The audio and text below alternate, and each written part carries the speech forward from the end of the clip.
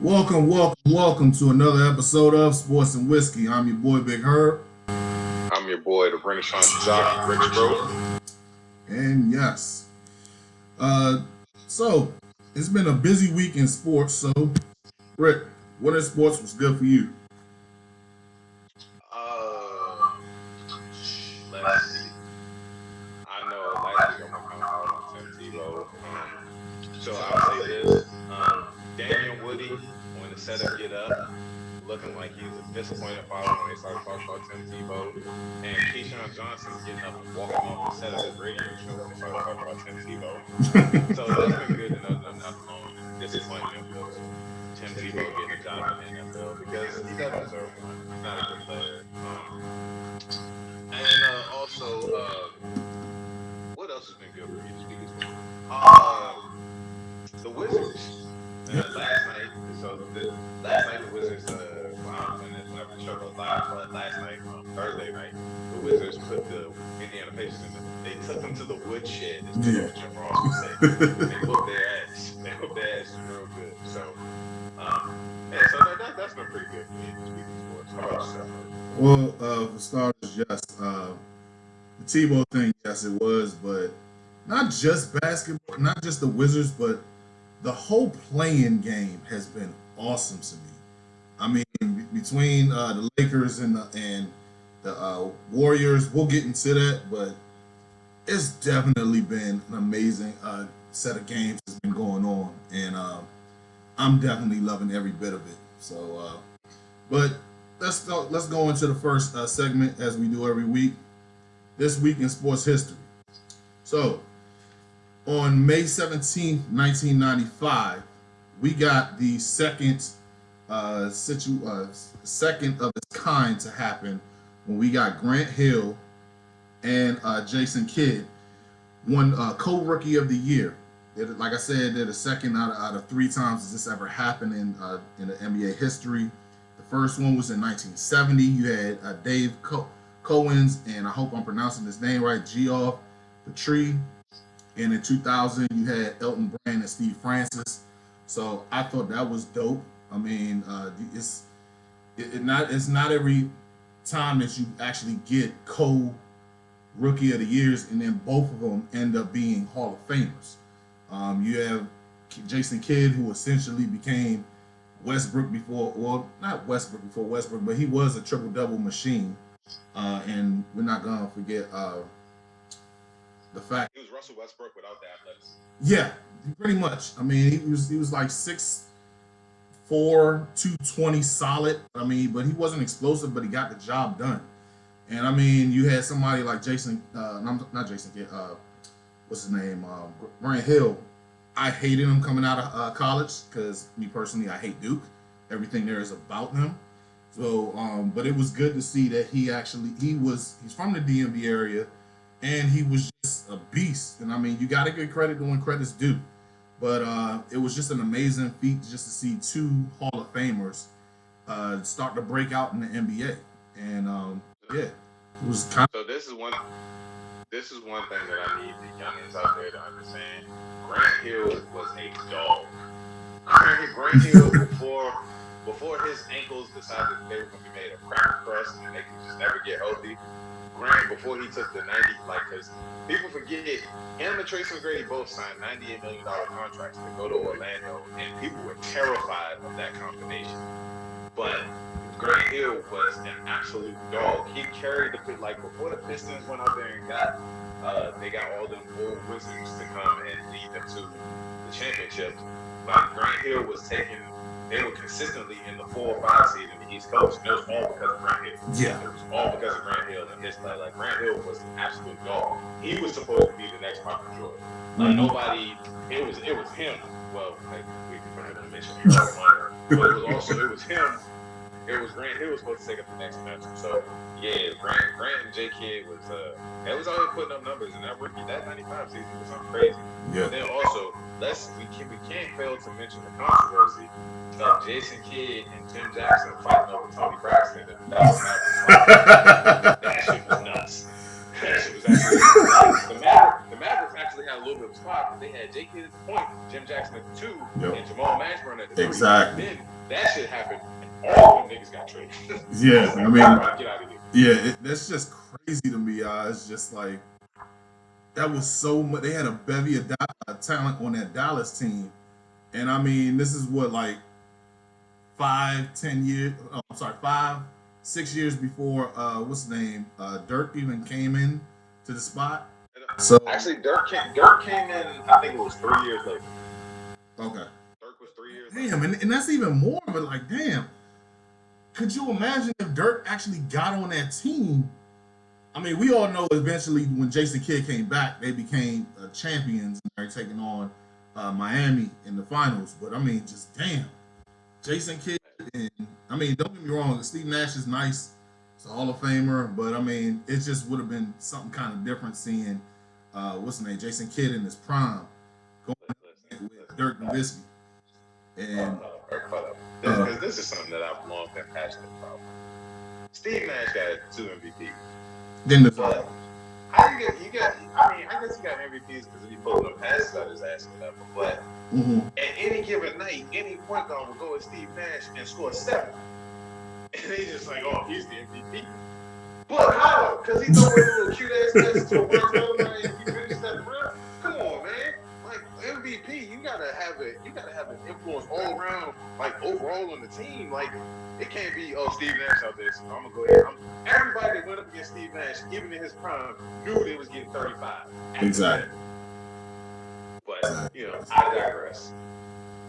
We can move forward. Yeah. So it's been a how can I say this? Interesting situation that happened with the retired black NFL players. You want to go and fill the folks in on exactly what happened with that shit? Yeah, so a couple years ago, the NFL came to a settlement. A bunch of players filed a lawsuit against the NFL about traumatic brain injuries. And there was a certain amount of money that was agreed to. It was like a couple $1 billion. And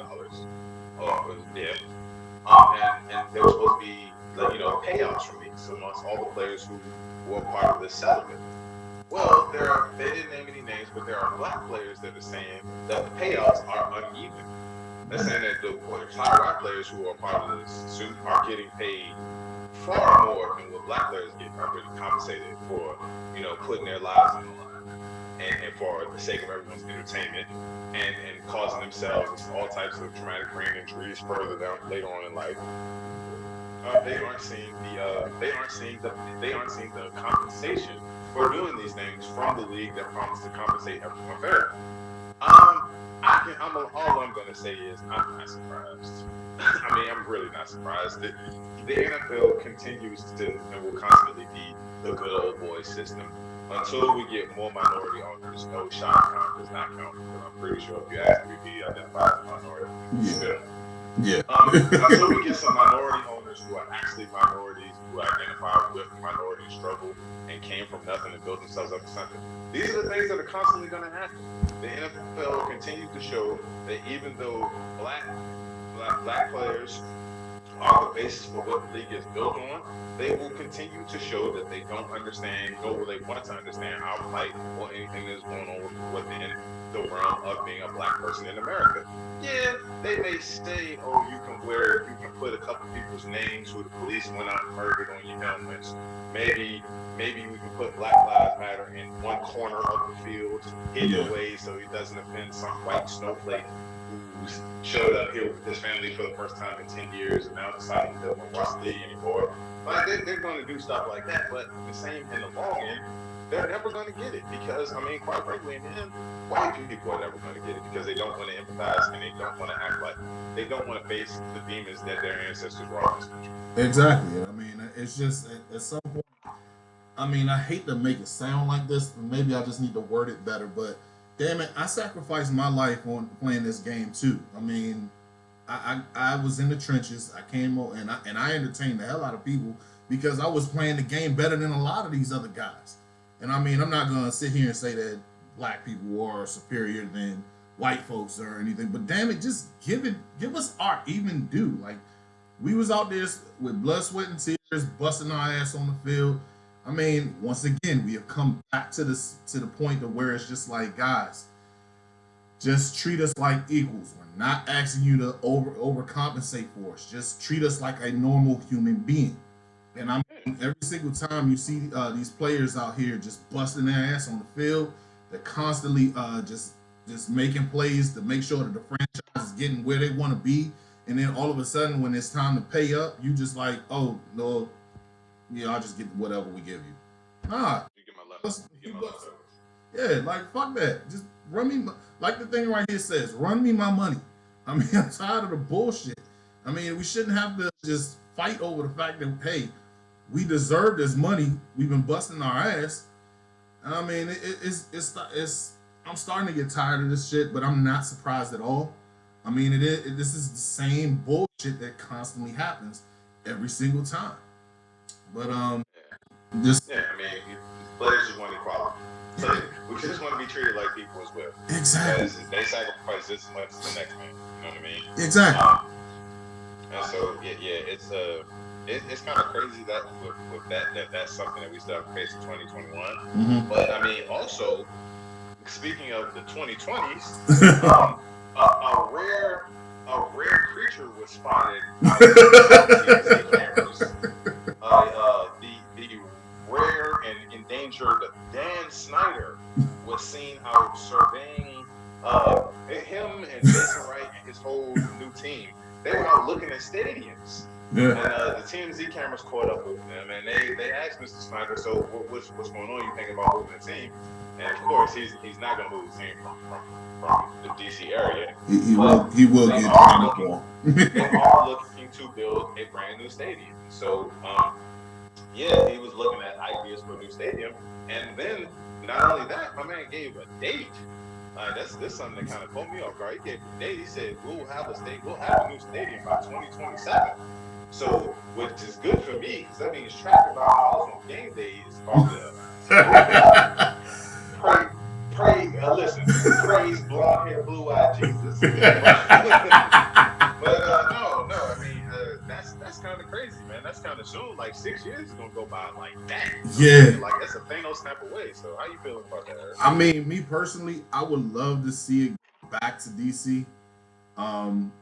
I just because I never got the chance.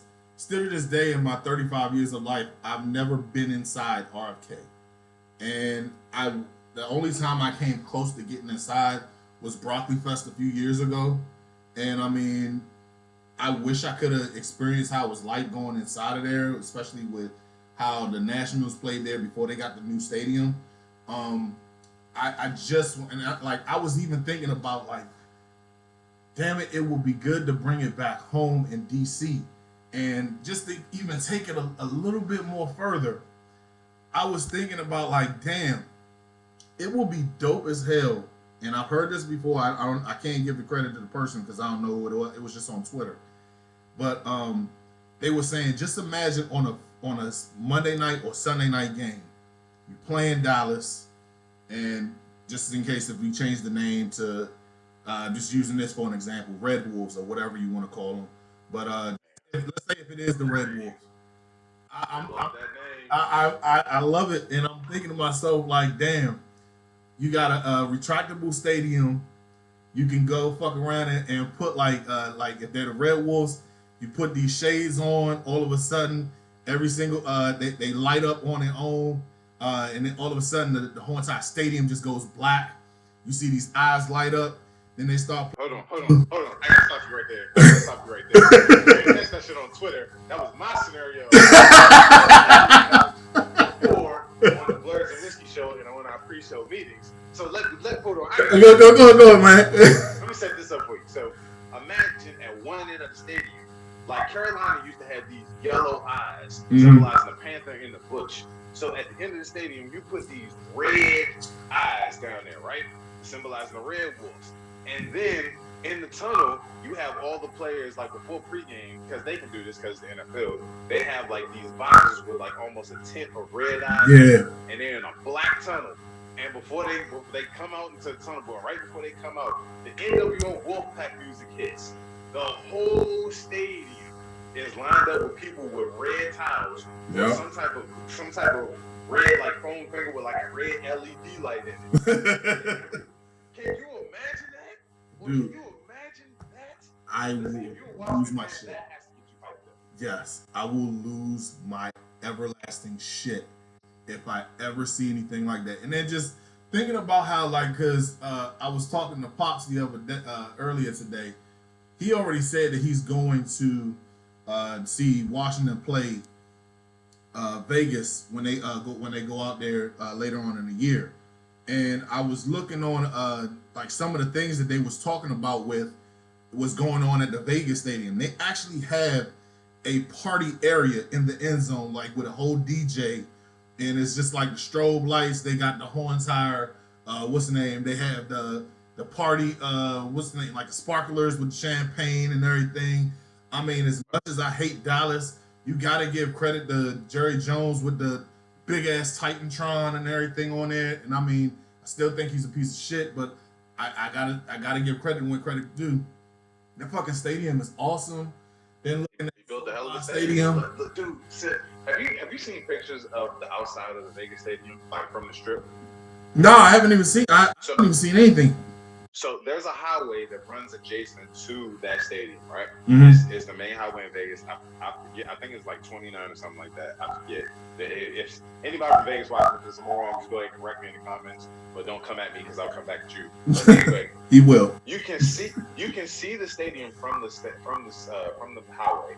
from the strip. It's a big thing. They call it the Death Star. Wow. It looks like imagine like you see the Death Star floating in space, except for it's just black and shiny.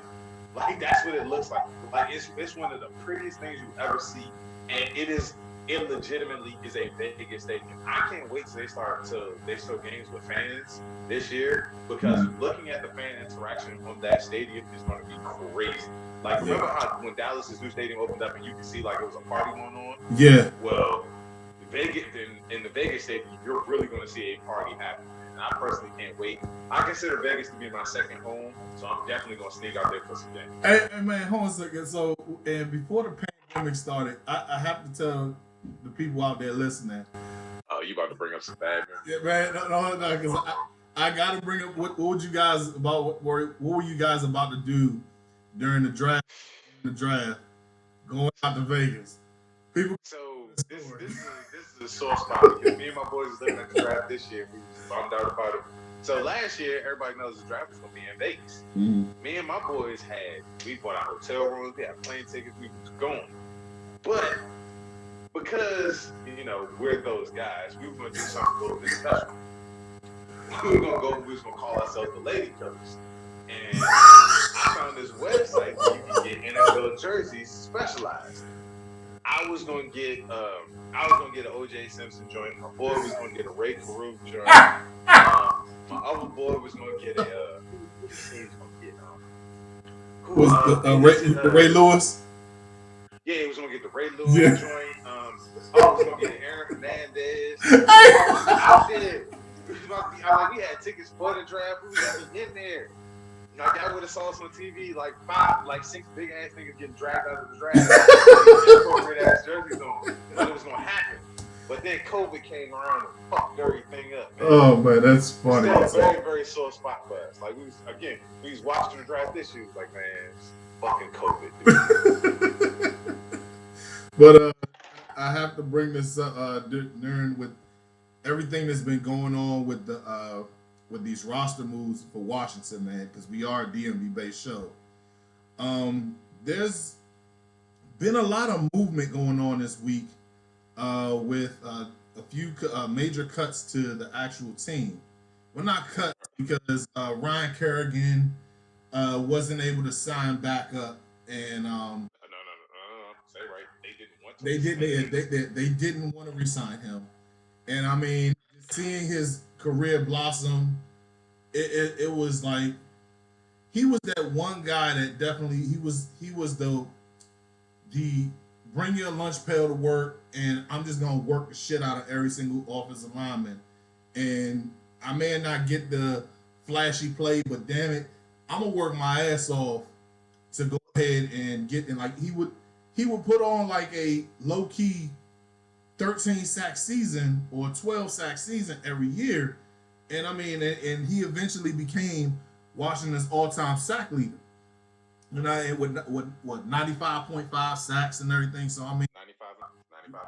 yeah. So I mean, it's just it's sad to see him go, but I mean, I understand with the way that they're trying to move the whole entire to youth movement and everything. Because if I'm not mistaken, I think he's like 32, and I mean, he got a few plays in last year, but I mean, just you have all these young bulls coming in and just eventually taking over. I mean, it's at some point it's business, and yeah, it's messed up, but I mean, you gotta just move on. And I mean, what was your thoughts on Kerrigan?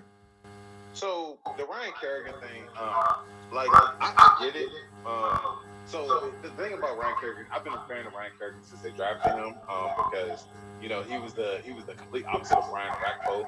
Like Yeah, Kerrigan made impact plays where Rackpo was just making plays just because he was making plays to get paid, while Kerrigan was making plays to make a difference. yeah, So I was a little bit hurt. I wasn't hurt by it. I was just like, I mean, honestly, when you grow up looking at the business of football, you kind of see these things coming. And Kerrigan, like I said, Kerrigan got older. There is, like, in order for Montez Sweat and Chase Young to grow into the players that they can be, somebody has to be sacrificed for it. And unfortunately, that's Ryan Kerrigan. What I don't appreciate is a lot of Washington fans doing Washington fan shit and attacking Ryan Kerrigan for signing with the Eagles.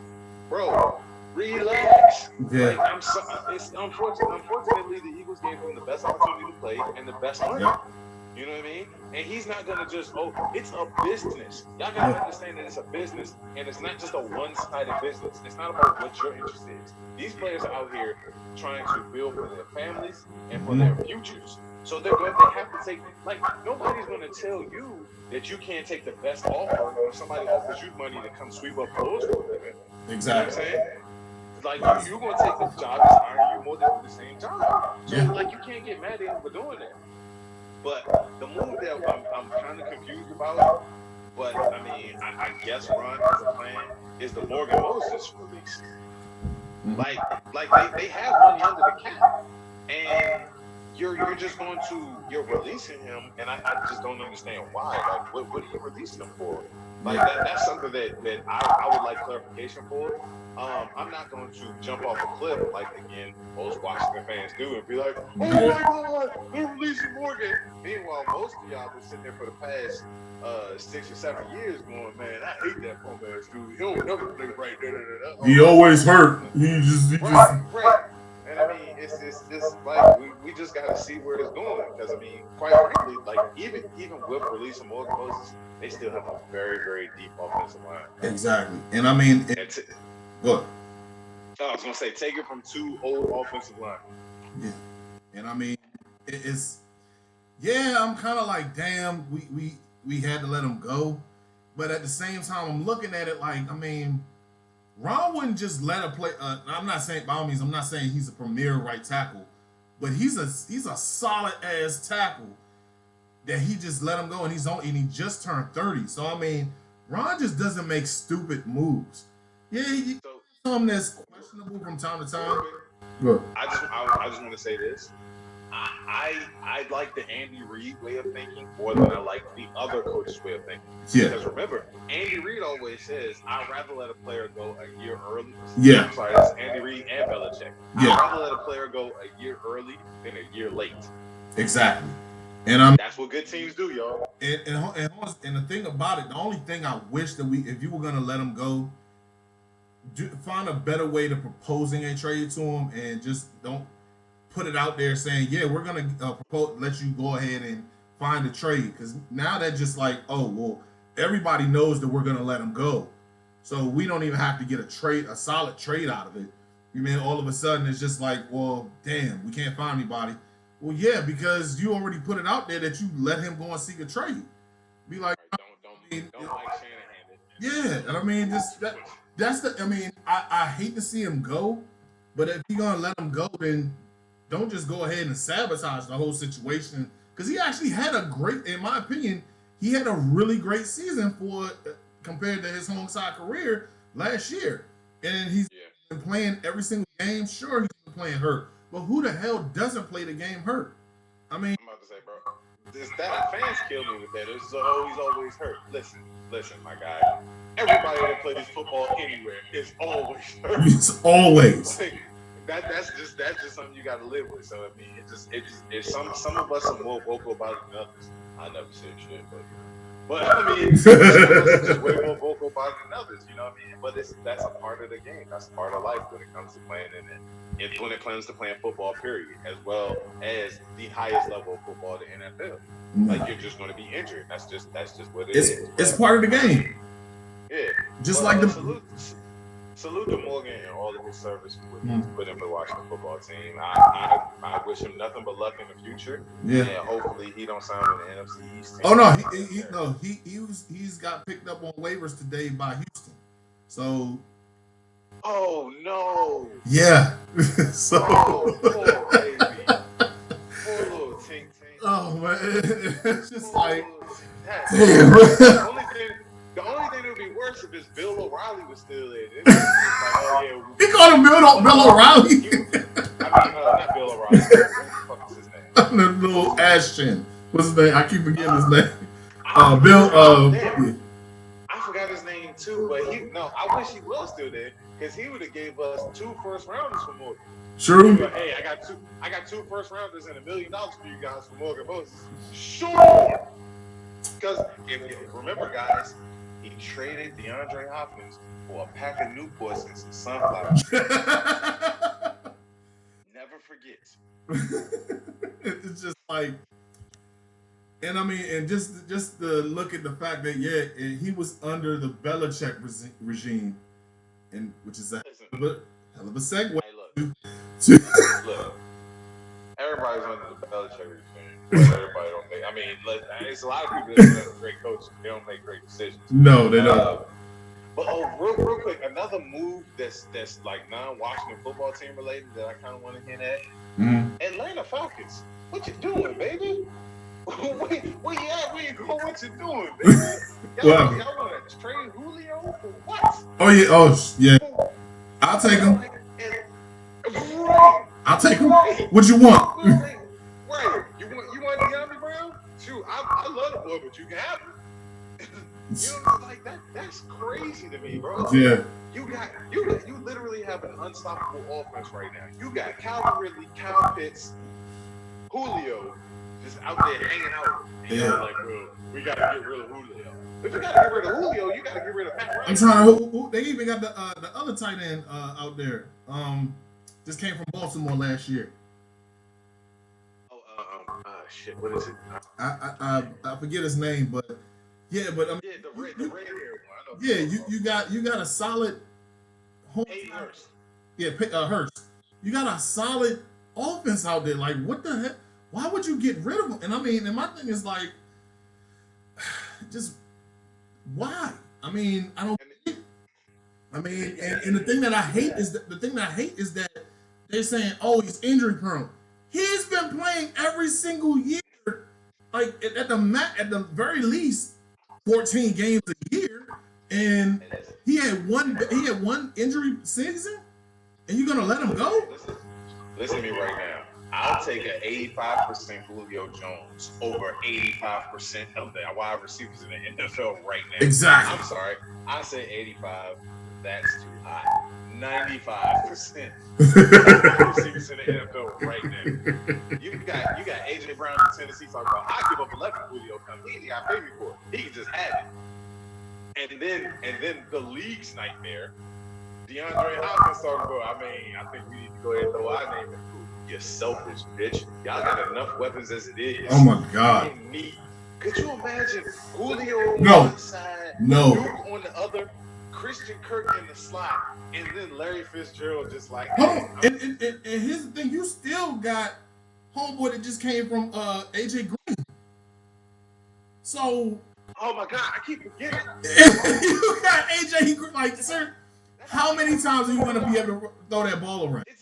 It's never fun. Oh God! Christ.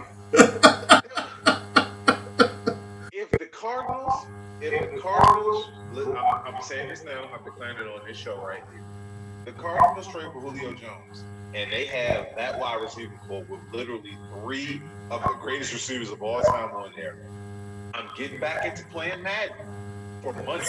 I ain't played Madden in almost 10 years, 10 plus years. I'm getting back in to play for money.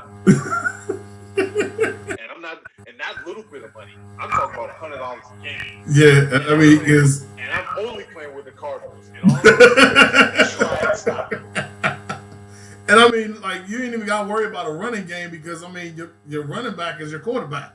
So I mean, no, I'm gonna do some bullshit. I'm gonna put Larry Fitzgerald at tight end and watch it. Just watch it.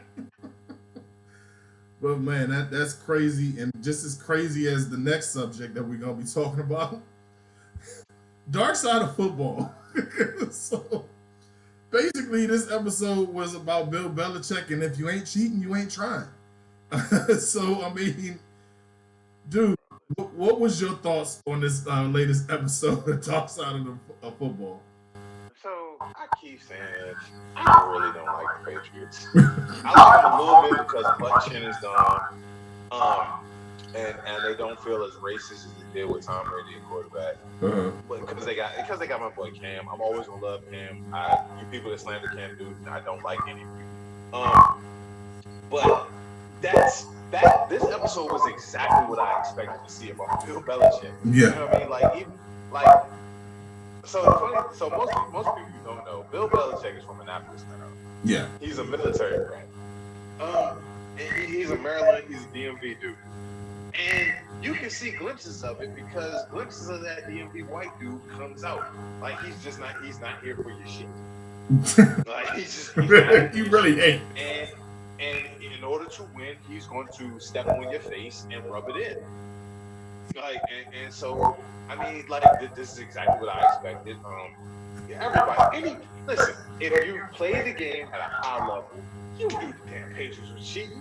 Oh yeah. Everybody knew they were cheating. Oh yeah. Like, but that's the thing about it. We all cheat.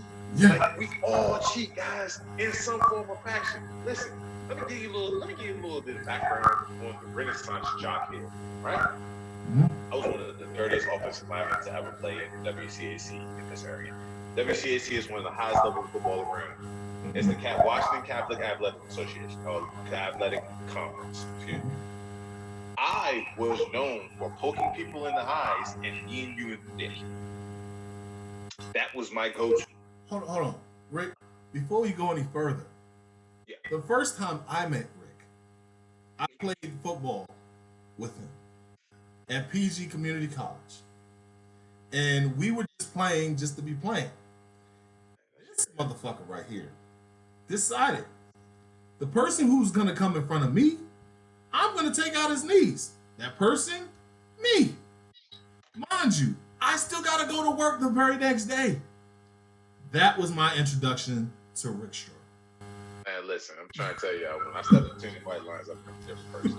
Like, all of that happy-go-lucky and funny shit goes out the window. Salivating, foaming at the mouth, psychopath. But anyway, so again, with that being said, getting off topic, this was exactly what I expected, and I'm really enjoying the dark side of football. It's like these are stories I already know. Like the first episode was about Chad Ochocinco. I'll tell anybody I'm an original Chad Johnson fan. Mm-hmm. I've known about Chad forever. I still say he's one of the greatest route runners in the history of the NFL. Shit, I think he is. And just like the dark side of the ring, which is about wrestling, the dark side of football is just very, very informative, and I really appreciate everything they're doing. So, yeah, I really enjoyed this. I enjoyed another episode that I enjoyed. I mean, in my opinion, I thoroughly enjoyed this one. The phrase, if you ain't cheating, you ain't trying. I'm going to tell you this right now. Any person who isn't a Patriots fan, you're sitting up there like, he's a cheater. He's a cheater. Last time I checked, they ain't take away none of them championships. I'm going to tell you this right now. Me as a Washington football fan, I will find, if I could find a way to cheat, because I've been starved for a championship, I will do it with no hesitation. I don't care. Judge me. I don't give a fuck. I'm just going to keep it a buck with you. if there's a way that I can get 6 championships within a 20-year span, Super Bowl what? 10 times? I'm going to find a way to do it. Hey, What you think? I'm going to find a way to do it. Like in 300, you need me to cast this baby off this cliff? Like what? So, Chips real quick. Get your brains in this thing. I mean, and like you said, Rick. I mean, we all know about the story. I thought this was a good episode. I'm waiting to that Bill Romanowski episode because there's some shit that I don't know, and I know that you know, but I'm purposely not asking because I just want to be like, oh shit. Hey Herb, I'm gonna say this, and then we're gonna move on. that motherfucker there was wild. Like, listen, I'm a person. So real quick, let me just show y'all something. I'm a workout person. This is what I carry my supplements in. You can see it's a nice little small tin box. Small box that like Isaiah Bradley threw to the wall. So, real quick, nerd reference for y'all. But anyway, that's what I carry my supplements in, right? Romanowski carried his shit in a tackle box. a tackle box. I can't wait. Like, I need to be honest. If you don't know what a tackle box is, Google tackle box. He had a tackle box full of supplements. I'm very well versed in the fitness world. I don't know that many supplements that you need a tackle box. I've heard about him carrying his shit in the tackle box for 20 years. Since I was 17 years old, I've known about that. Ever since then, I've been like, yo, what the fuck is in there? Like, what does he have in there? I don't need that. We got to move on to that. Just me talking about Romo's tackle box can take up the whole rest of the show. Okay, so like I said in this week in football, this week in sports, the NBA playing. I mean, we had a great few games the last few days. LeBron James. I mean, it was just amazing just to be able to see some of the games that's been going down. You had Memphis Grizzlies and the San Antonio Spurs going at it. Great game down to the wire. You also had, I don't think it was a great game, but I mean, our Wizards fell against. Listen. Jason Tatum made it a great game. Bro. Yeah, I mean, Wizards fan tonight, you just sat looking like that dude. That nigga's special. That dude's, yeah, he is. I mean, dropping 50 on the Wizards the other night, and then casually. I mean, just like it was nothing. Like it was just, oh yeah, I'm just gonna, yeah, you can't stop me. Swish. Y'all got to have Japanese cat on me. Take this jumper. Get out of here. And I mean, it's just, I mean, and then, in my opinion, the best game of the year with what's the name? You had what's the name? The Lakers and Golden State, and I'm sitting there like, bruh, the end of like this, like you had what's the name? The Ward Steph was going in. He was just dropping threes like it was nothing. Right before halftime, he just drops it with two defenders in his face. Classic Curry.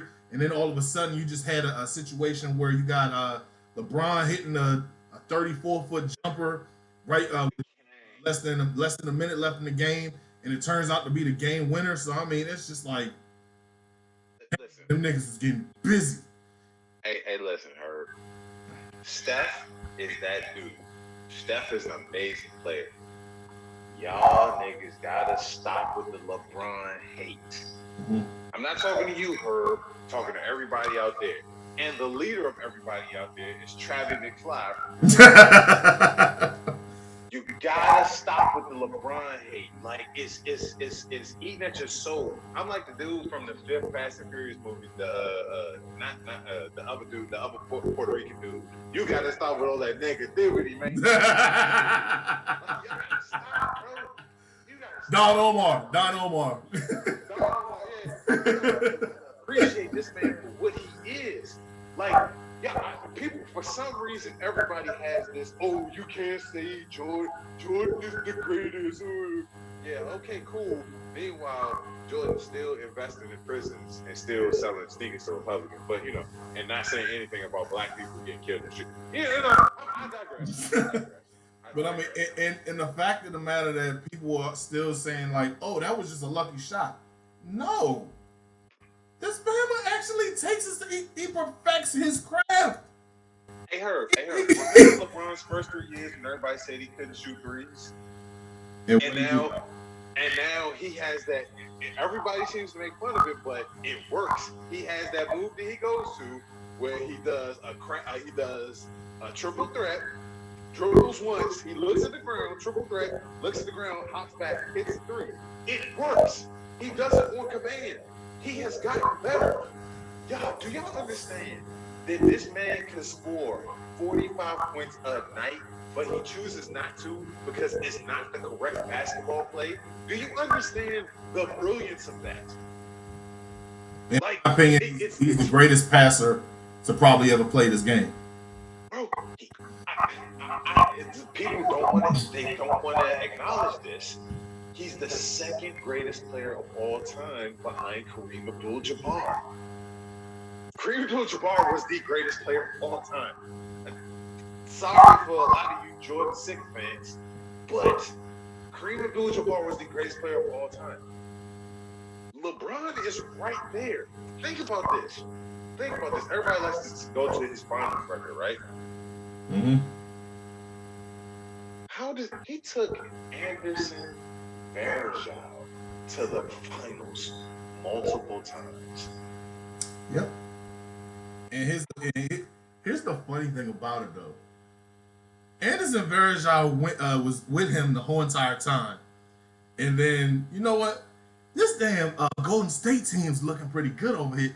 I'm gonna go over there, and he beats LeBron in the championship and loses in the championship. It's just Like, dude,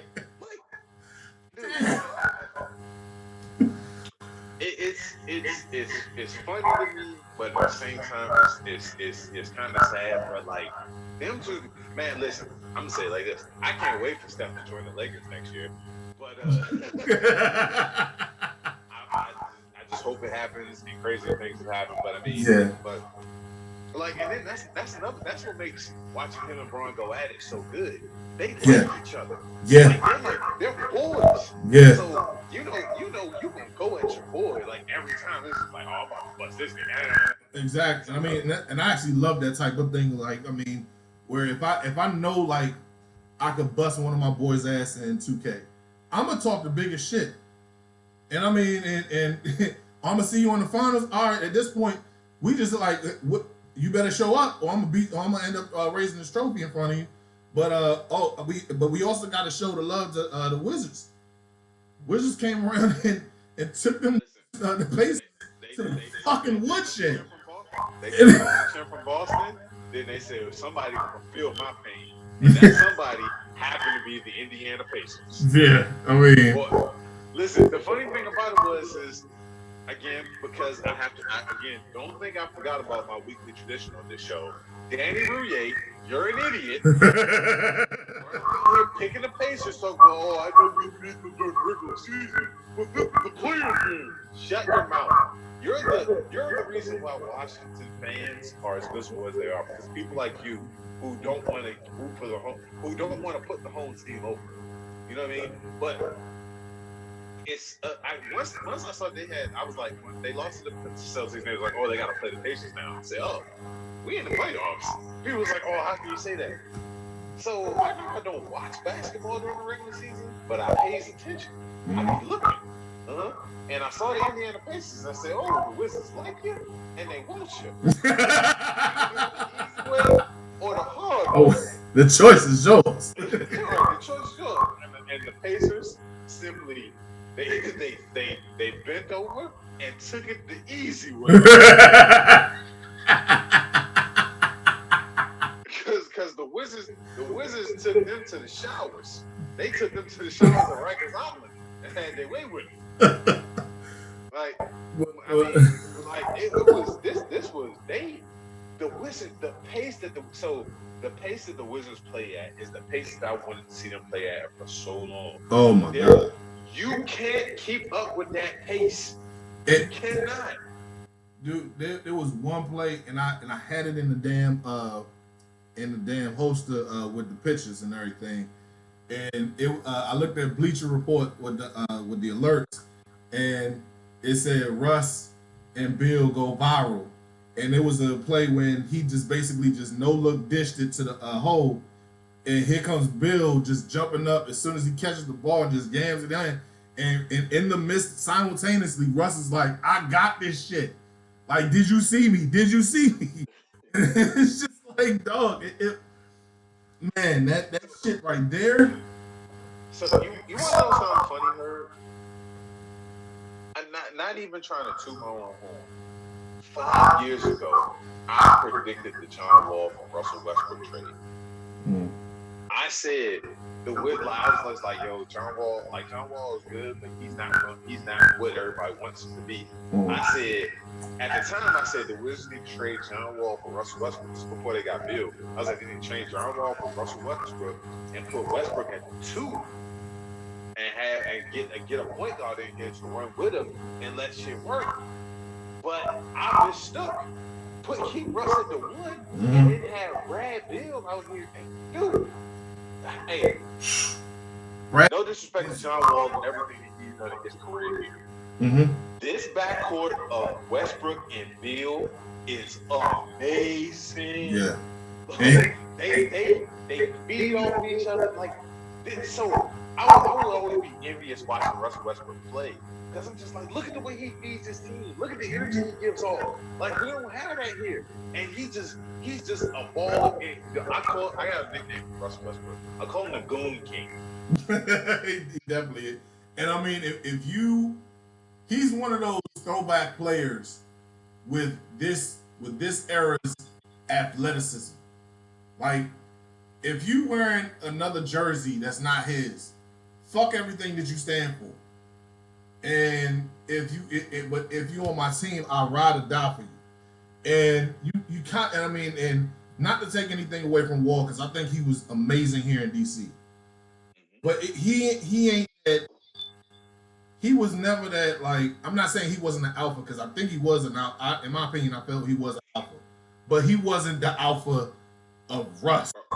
He wasn't like Russ will fight a nigga or two just to get a basket. So look, I think this is the perfect analogy for it. John Wall was a pit bull. Russ is a motherfucking wolf. Yeah. Like that's just it, straight up and down. Like, John was a pit bull. We got a motherfucking wolf lead the team now. Yeah. Listen. I don't know if people know the history of Russell Westbrook and Joel Embiid. I can't. They don't like each other, and we about to get one. We about to get one of those throwbacks to the Agent Zero versus the King type series. I remember the reports asking Russell Westbrook, they're like, "Are you guys friends?" And Russell's immediate response, "Fuck no." Like that, nigga. So this about to be one of them series, man. Like, I can't wait for it. Like, so now is my time to start watching basketball. Man, but speaking of fighting a nigga or two, a certain former #1 pick has been in the black Twitter stream, the media stream, just out here looking to scrap for everybody, bro. How you feel about Kwame Brown just coming off under his rock and looking to slap some bitches? Okay, so here's my take on this. Number one, I haven't heard anybody call him out like he's a bitch or anything like that. It's more so just like, dude, you're a #1 overall pick. Yeah, you were 17 or 18 when you got drafted, but damn it, you this is what you signed up for. You signed up to be a #1 overall pick that you dreamed of as a kid.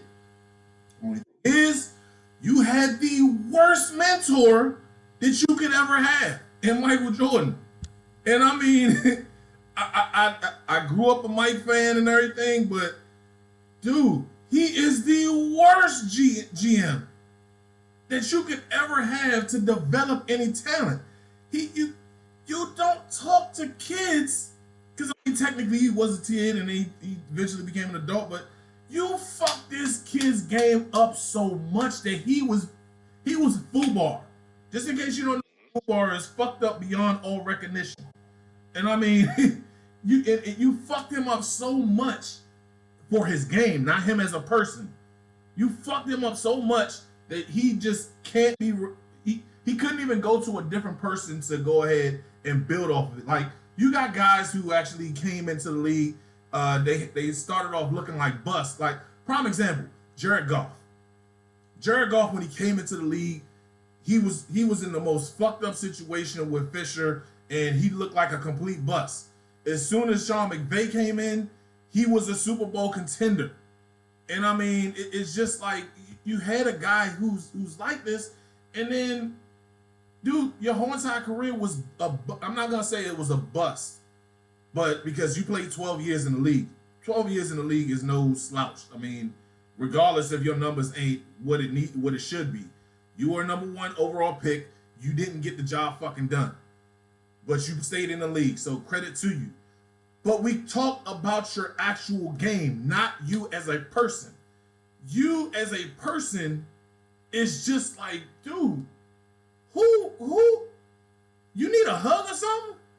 Cause I mean, the way that this motherfucker was just been like, oh, I'm gonna go ahead and I'm gonna beat your ass, and when I see you in the streets, nigga, it's on. Nigga, we never talked about you like that. Like, where's this energy coming from? Like, I mean, I don't know why he got all his panties in a bunch, because I mean, nobody ever went after his character. We just said, nigga, you can't ball, you play like some shit. And I mean, I don't know what the hell got into you where you got to go on, or you like they weren't even really going at you, but your game. You've been a running joke as far as with your game for the last 20 some odd years. You were a bust compared to, I mean, yes, you played 12 years in the league, but you were a bust. I'm sorry, bro. Not everybody's gonna be LeBron coming out of high school. I mean, it was a bad. I mean, you got the worst situation that ever happened to you, and hey, we know nobody said you were a loser in life. You just was losing in fucking basketball. It is what.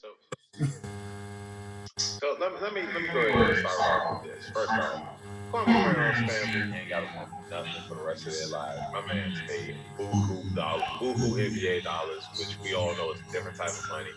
So they're well taken care of in that instance. But for some reason, because Gilbert Arenas, Matt Barnes, and Steven Jackson brought him up on their show, then my man decides to come out of the woods and, be more gangster than he ever was on the court towards these dudes. Now, here's the thing. Steven Jackson is a devout Muslim now. He's turning life around. Gil's still Gil, but Gil ain't never been no gangster. Gil ain't that dude. Listen, Matt Barnes ain't the one you looking for. This is, as somebody once said a long time ago in my life, this ain't what you want, dog. And like it's like, so let me be 100% real with the audience. I have not paid much attention to this. Like, I know about the details of it, but I haven't paid like overwhelming attention to it because Kwame Brown is a non-starter for me, bro. You know what I mean? Like, it's just like, nigga, you was the number one pick, you was number one pick here. Michael Jordan sought to invest in you. You didn't pay off for the investment. And like, just disappear into obscurity. But to me, it just seems like he's looking for clout because he's going to attack the hottest thing smoking right now, which is pun intended. The All the Smoke podcast and the No Chill Gill podcast. And it's just like, oh, this is a way for me to get my name back out there and say, look at me, I'm a 6'11 gangster. Well, 6'11 gangster, there's some of us who didn't forget, like myself, that in your highlight tape, you was getting blocked by a 5'9" kid when you was in high school when you was 6'10". So that's kind of crazy to me. But he's like, this is another one of those things where we gotta stop giving these people a platform, bro. Like, Yeah. Oh my God. look at Kwame, he going gangster. No, he's not like look. This nigga's looking for clout. Like for dude, It's, you ain't. And here's the thing. Like I heard Charlamagne talk about it on the Breakfast Club, and I really don't even want to get deep down to it. Well, basically, because I don't know all the information about it, but apparently, because he grew up in the same town as Charlamagne, his family were a bunch of killers or whatever, but that's besides the point.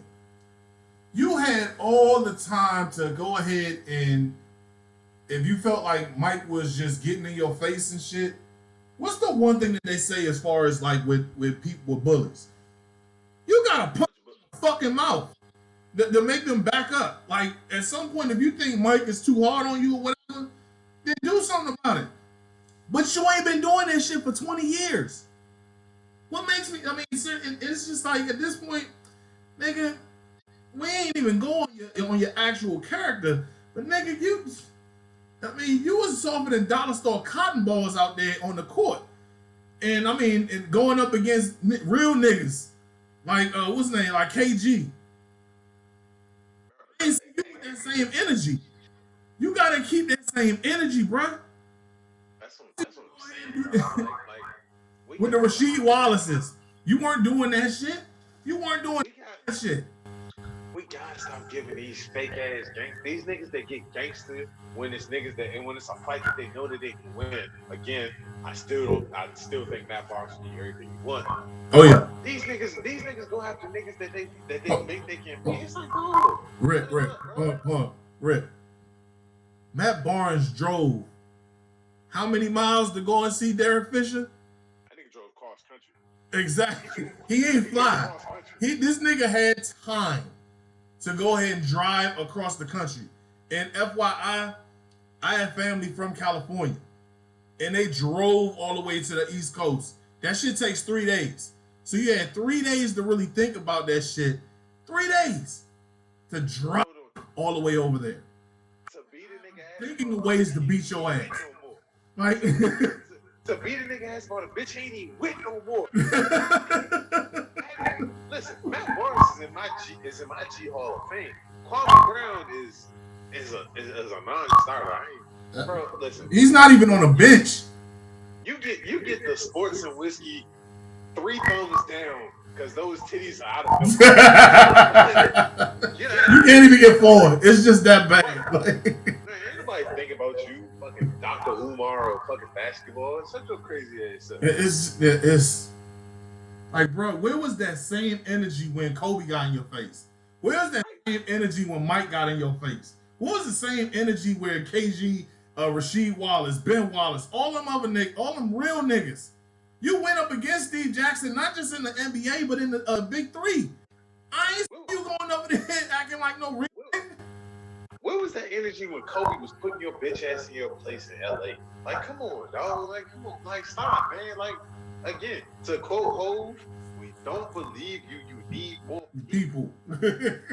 It's just, I don't believe he's get like. I mean, dude, you had 20 years to show us how gangster you really are. I don't remember. I've seen plenty of fights when Wizards was here. I ain't even see you fight for a starting spot.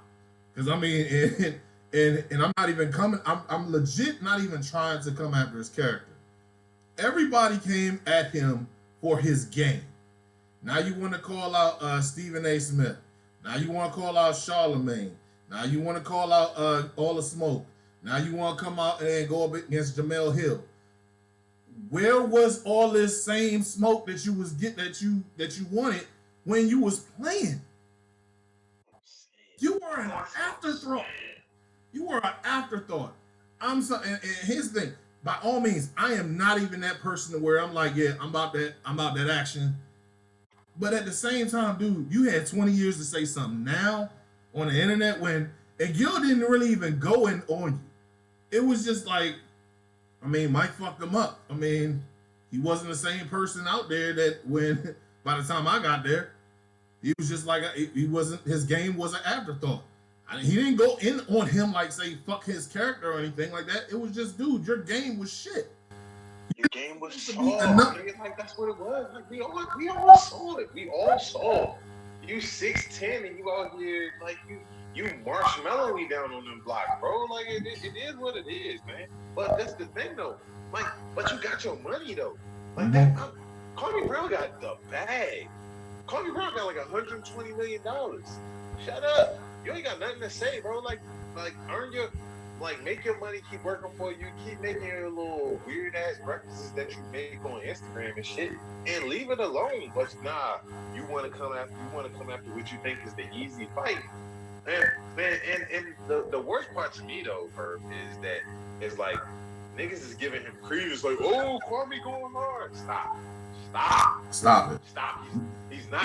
Don't play yourself. Don't play yourself. Right. That nigga weak as hell for this, dog. This shit is so weak to me, bro. And I ain't got nothing for him. It's just it's kind of like, well, yeah, they was talking about me, and I need a way to go ahead and create some attention. You know what? I'm gonna make my own what's the name podcast, and I'm gonna tell a little bit about myself. Oh, by the way, fuck Stephen A. And here's the thing, I'm not the greatest Stephen A. Smith fan, and I'm pretty sure Rick ain't the biggest Jamel Hill fan. But damn it, don't go out there and if you want to present your own, go ahead and present your own. Don't sit there and wait for the perfect situation that's really not that great. Or I'll go ahead and because they were talking about me, I gotta feel like I gotta go ahead and tell the world how much I'm not a bitch. But my game was some shit, and it's just like. Hey, Herb, real quick. I gotta correct you on something. I didn't agree with Jamel Hill years ago. That's because I was young. But now I love everything about Jamel Hill. And excuse me, Miss Hill, if you out there listening, if you could tell Carrie Champion that I said hey. She was looking John nice. Listen, I'm not rich. I'm not rich by any means, but I promise you, I can give you the world if you ask for it in the right word. Listen, you, me, courtside of the Lake game, baby. I can all day. We be out there cheering on the game. Hey, yo. You know what I'm talking about? Like, hey, because Carrie, listen, I'll let you boy. Hey, just something to even think about too, man. Maybe not the Lakers game, but you could definitely go to the Tyson Fury and Wilder fight. Listen, hey man, you brought that up. Look at my boy over here setting shit up. Hey man, listen. If Deontay Wilder ain't learn how to throw a jab yet, guess what's gonna happen, black people? He gonna get that ass happen. He gonna get that ass whooped again. Yep. Because Tyson Fury has been a better boxer than him to this day. To this day. Oh man, I just remember like people was just like, yeah, Wilder gonna get at him. I was like, does that nigga learn how to box yet? They're like, what you mean? That nigga can't fight. Like, he throws these looping ass haymakers talking about, yeah, look at how athletic and strong I am. Nigga, you don't know how to box. That big white boy knows how to box. Like this is gonna be the same ass every time. And then this nigga has the nerve to blame his pre-match outfit. Boy, if you don't get your stupid ass this nigga over here tripping. Hey, bro. I looked at that post-fight interview and I was like, stop the cat. Stop the cat. I do, and it like I ain't never heard like, and it's funny that you mentioned the suit because it's like when he started off, he came out there with the gear he had on. As he started getting higher and higher in the ranks, he had more shit put on him. And then he said like, well, I had this shit on for like 40 minutes. It is heavy, but I want to look like the Black Panther, bruh. Don't blame that. Take that shit off. There should be no reason why you sitting there getting your ass whooped and you don't have the technique. you're that power that you're looking for that power punch so much that it literally became your weakness, and nobody could figure it out except Tyson Fury, and it was just like, oh, he wants to, and the thing that made it so like, oh shit, he took a fucking hit and then got right back up like he was the fucking Undertaker. Just that shit didn't faze me, bruh. Hold up, Herb. Tyson Fury got way more disrespectful in that second fight. Because you forget, he licked blood off my man's neck. Yep. He licked blood off your neck, nigga.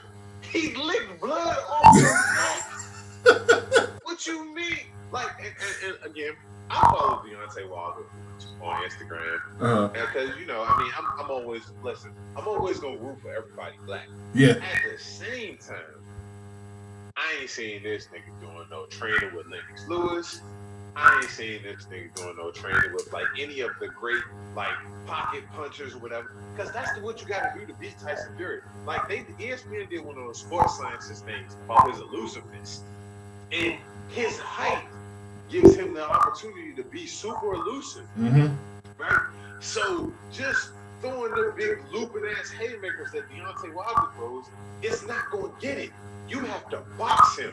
You have to dissect him. You have to do what Lennox Lewis did to Mike Tyson to beat him. Yep. And the last time I checked, Deontay Wilder cannot do that. Like he ain't got it in him. So I mean, it sounds good. I'm not gonna pay for it, but I'm streaming the fight. Yes. And I mean, I just expect the same outcome. Like I think the Gypsy King is going to just continue to reign over top of him. You know what I'm saying? Hey, this shit gonna turn out like what's the name of that song with Kendrick? King's Dead. He gonna be coming back. Stop me. He just Hey, but listen, I'm gonna tell you one point that I'm interested in that's connected to the Gypsy King. Did you see? This is a last minute topic I'm gonna add in. Did you see that his brother called out Jake Paul? No. On Instagram. No, I didn't see that. So Tyson Fury, the brother, and Shaq called out Jake Paul on Instagram, and then Jake Paul responded. Jake Paul was just like, dude, listen, I'm not going to give you your biggest payday. He was like, the combined record of the last 10 fighters you fought has been 15 and 69. I'm not going to fucking fight you until you actually fight somebody that's worth it. And for a minute there, I had a little bit of respect for Jake Paul. I was like, wow, this little bitch went kind of hard. So, I mean, I'm actually more interested to see that fight happen because that shit can be kind of crazy. I mean, my thing is this. I might not pay the whole entire fee, but I'm definitely going to go to a bar and check it out. I've never been that type of person where I'm going to spend $50 to $100 on a pay-per-view that could literally go like this. Because, I mean, unless, what's his name, Wilder finds a way to just box, I mean, I don't think this joint's going to go far. You may get to like the 5th round. Because, I mean, the way that he was just whooping his ass, he took him to the woodshed. Like, it literally at some point, by the time like the 4th round, 5th round hit, Wilder was a one-legged man in an ass-kicking contest. Because he was just like, yo, which way did he go? Which way did he go? And he was just getting his ass whooped. It was just, I'm sitting there like, it was just like, damn. What the fuck? He whooped that boy ass, man. But again, that's because Deontay Wilder has never had the box. You know what I mean? Like that's the thing. Like if you want, like boxing is an art form. Yeah. Now again, I'm gonna preface this with I'm more of an MMA fan than a boxing fan, but I grew up watching boxing matches. Yeah. The biggest fights in history, I grew up watching them. And like this new crop of heavyweights, I would always say, man, it's no real boxing show. Like it ain't been a real boxer since Lennox Lewis. Even Anthony Joshua, he's not a real boxer. You know what I'm saying? But Fury, he can box. That's why he beat Klitschko. He can box. I want to ask you this, and I'm not trying to be a prisoner of the moment, but with how Fury is, the way that like you look at those Lennox Lewis's and those Ali's and Frazier's, their ass was like 220, 200. I'm sorry, 205 to 215 pounds. Mm-hmm. This motherfucker Fury is 6'9", 6'10", 6'9", 6'10", 200 on an actual fight on a weigh-in, probably about like 290, flirting around 300, and he could box his ass off. I think it's not far-fetched to say he is the biggest, literally biggest, best boxer that we've seen. So I'll say this: the only fighter throughout the amateur time, in my opinion, that has a chance of beating him is Lennox Lewis, because Lennox was big enough and skilled enough to go with him. Because Lennox was 6'7" and 265, and at weight he was 265. On fight day he was 280. Yeah, You know what I mean? Lennox is the only one. Lennox is the only one that's big enough and skilled enough to compete with him. exactly. But Tyson Fury at 6'9" and weighing in at 265, and then come fight day weighing 285, and having the like, this is the thing. His elusiveness is crazy. Like, his head movement is nuts for such a big man. Like, hey man, look again. This goes back to LeBron Mike argument. It's not a lot of people that's going to want to hear this.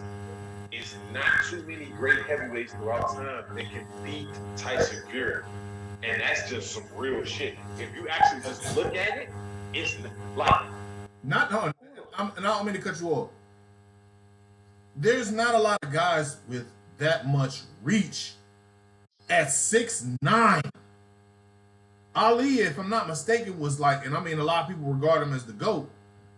Ali was like 6'2", 6'3". in 205. At 205. And I mean, he has speed to like dodge his hits, but dog, he's 6'9". Once Tyson Fury started cutting that ring off, he going speed back. I mean, it's no disrespect to the GOAT, but it's at this point, it's physics. Motherfucker 6'9", 280.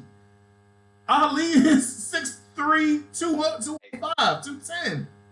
Hey, remember before the Tyson and Lennox Lewis fought, and everybody was just like, "Oh, Tyson's about to give it to him." I was just like, "Hey guys, that nigga jab hits like a cinder block. Like you might want to rethink that." No, Tyson's gonna get him. Okay. What's the conceded name?